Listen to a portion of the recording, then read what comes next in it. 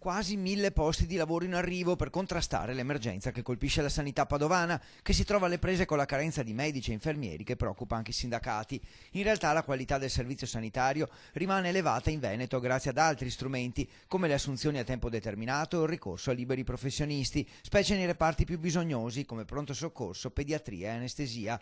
L'azienda Zero, che sovraintende l'attività delle 12 ULSS venete, sta per dare il via a 2 maxi concorsi per medici e infermieri, uno da 294 posti, già pronto, e un altro da 415 previsto tra alcuni mesi. Il primo si svolgerà il 5 e 6 giugno, ci sono già quasi 20.000 candidati. Mancano medici soprattutto in pediatria, anestesia e rianimazione, in pronto soccorso e praticamente ginecologia. Queste sono praticamente le specialità che sono maggiormente carenti per un difetto di programmazione nazionale che, ahimè, ora praticamente si fa sentire. Istituto Oncologico Veneto, ULSS Euganea e azienda ospedaliera, cifre alla mano, difendono una situazione del personale che è stabile ma anche in aumento dal 2015. Lo IOV con 180 dipendenti in più, oggi sono 704, grazie anche all'attivazione di 5 sedi operative nuove nella sede di Castelfranco Veneto. L'ULSS Euganea con 3.088 dipendenti e il 2,2% in più, l'azienda ospedaliera con quasi 5.000 dipendenti e con 60 infermieri e 20 medici in più.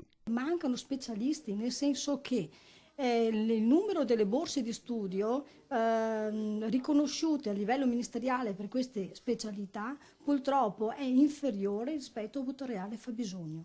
Che all'estero i medici abbiano stipendi più alti non è una novità e che la programmazione nazionale riservi poche risorse al Veneto, con sole 500 borse di studio, è un dato di fatto. Poi è la Regione che finanzia altre 90 borse di studio aggiuntive con risorse proprie.